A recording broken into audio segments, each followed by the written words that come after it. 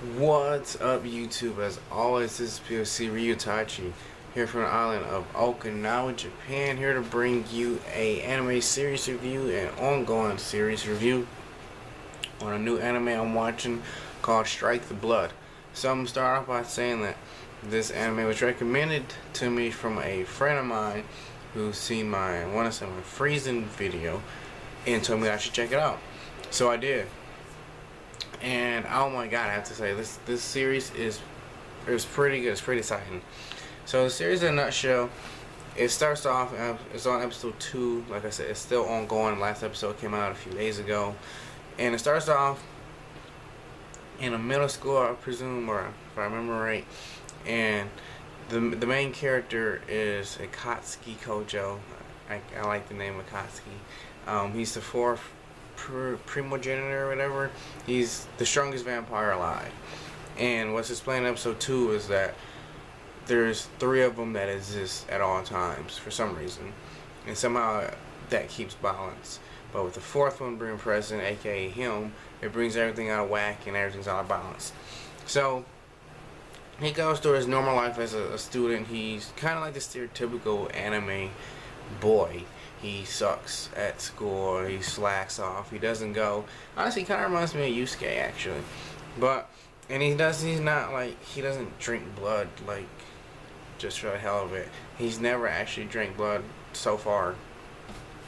And so it starts off him walking around after, him studying for school. He's walking around and this girl is, like, spying on him.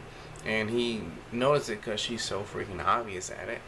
So he tries to dodge her, and eventually they run into each other, and we find out that the girl that's dodging her, the girl that's stalking him, is part of this, like, Lions organization. I guess it's not much is explained about it, but I guess they help keep balance between all the magical creatures, because in this story, it seems like the magical creatures, like, there's vampires and werewolves and demons and everything. They're on, like, a whole island by themselves, kind of like freaking Okinawa. Like, they're in Japan, but they're on a separate island. And they still, for some reason, live with humans side by side. So we find out that she's, part of this organization, but she's only an apprentice. And her mission was to spy, check on Akatsuki, and if need be, to kill him. But it's kind of weird that they would send an apprentice to kill, the king of vampires. But anyway, so he finds that out, and at first, he's still trying to run from her. So as he's escaping her, these 2 vampires walk up to her, and she pulls out, like, this magical spear that was handed to her from that organization, and she starts fighting them. And as she's fighting them, I guess all the magical creatures in this show, they're human. Like, they have human form, and then they have their true form. So when they're fighting, they actually start to transform, and they release, like, this ginormous aura, like, ginormous. And they see, like, pretty much the nearby surrounding area goes in lockdown. So it lets you know that there are a lot of safety precautions for, I guess, the humans living in or side by side with monsters. And there's, like, a special police force almost. So, she goes in lockdown, she's fighting these vampires, and she's actually doing pretty good. And the vampires summon, they're called familiars, but if you watch Naruto, they're like freaking contract monsters. So the vampire summons this familiar, which is a ginormous horse. And I mean, the fight really is pretty irrelevant. It's first episode, so they're just explaining the lingo of the show, what the hell happened, why is stuff happening. But you see, Akatsuki walks up to them, and he tells them, like, get the hell out of here. And at first they look at him like, wait, who the hell are you? And then they get that clear view of him, and they're like, oh, I know who you are. And their tails between their legs, and they get the hell out. So it lets you know, I would say his power, his respect maybe, or even fear among at least vampires. But it's kind of funny because, like I said, like he's not like that stereotypical vampire. He doesn't drink blood or nothing. Like, he doesn't even look like he doesn't have fangs or anything. But that's pretty much the episode in a nutshell. She stalks him some more, and they somehow become friends. But what I learned about him in the first episode is that when he gets vampire urges, he will start to change. His teeth will start, his fangs will come out, and his eyes will turn red. But the stereotypical anime, if he gets aroused or some crap like that, he'll get a nosebleed, and the nosebleed counteracts him transforming. It's kind of weird. And so episode 2 came out the 11th, I think, and then it continues on. He pretty much became friends with his stalker / the sword's apprentice priest. She has a long title. Himagiri Yukina is her name, and they most of the episode honestly is pretty boring. They're shopping. We get a little story of pretty much him saying he wants to be that hero guy, but he doesn't know how he got his powers, and he doesn't know how to use them, because no one knows how he is the 4th vampire king or whatever. He has flashbacks. And one of the flashbacks that we seen, it showed him and the previous 4th pretty much having like a semi-conversation in a very apocalyptic area, and the 4th vanishing and transferring her powers to him.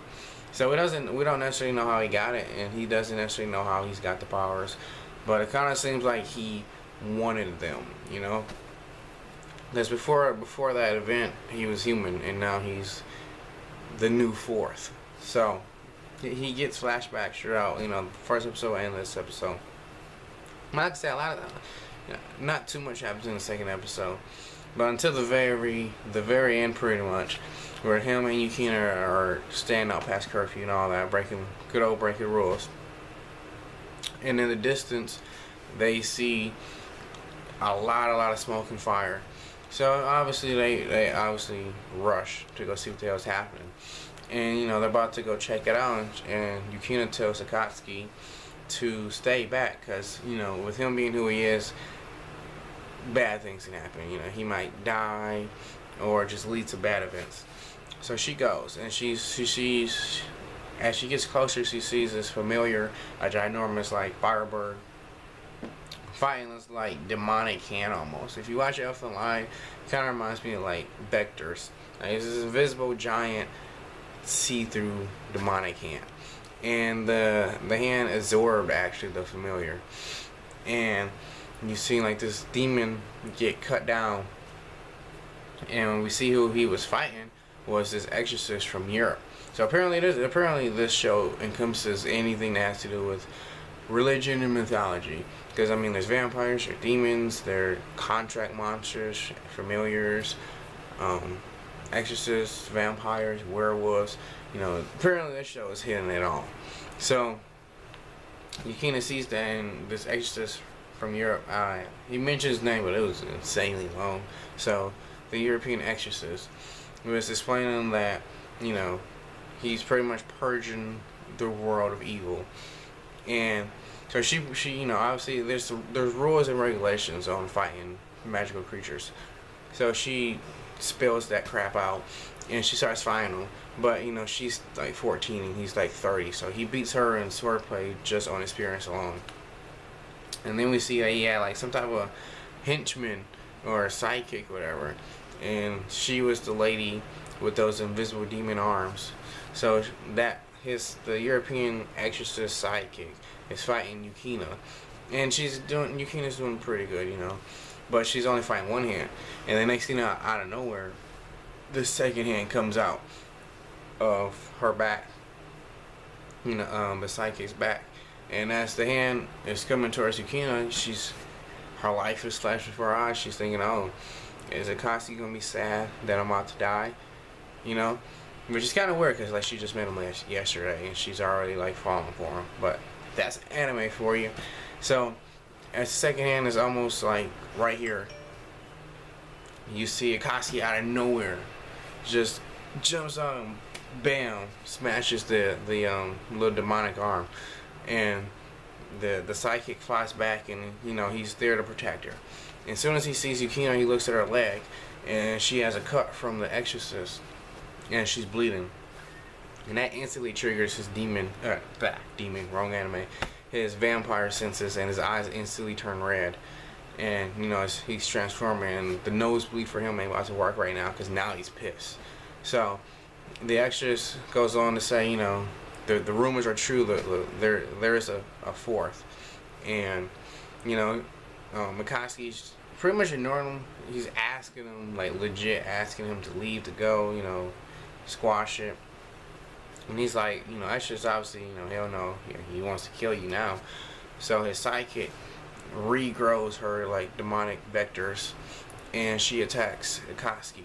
And he tries to defend it, and he does like this, like fire punch almost, but it doesn't work. So he flies up in the air, and he's cut like insanely bad. Like his arms, is a lot of blood. And what happens right here is what got me, and this is what hooked me, and this is why I'm gonna watch the rest of the show as it airs. So as he's flying up in the air, and his blood is everywhere now.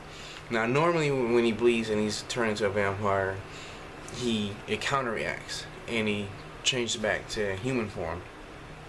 But this time that did not happen.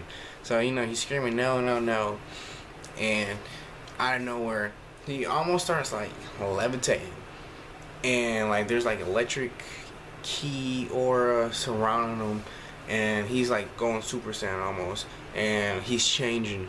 His eyes turn for real red, his teeth is growing out, like he's legit about to change into his true form. And that's the scene. So that's the first 2 episodes. So like I say, I really enjoy this anime. It's pretty good. A lot of different twists on anime that I've seen with the whole vampires and magical creatures. Kind of reminds me of a lot of different series. Obviously Naruto. Kind of reminds me a little bit of Blue Exorcist, a little bit. And I really enjoy it. I probably might even start reading the manga. But I'm happy that I was recommending this anime, because I'm definitely in love with it right now. So that's pretty much it for this video. I hope you enjoyed it, and I hope you possibly check out this. It's called Strike the Blood, and that's pretty much it. So don't forget to like, comment, subscribe, and like me and Game on Cloud 9's Facebook fan page.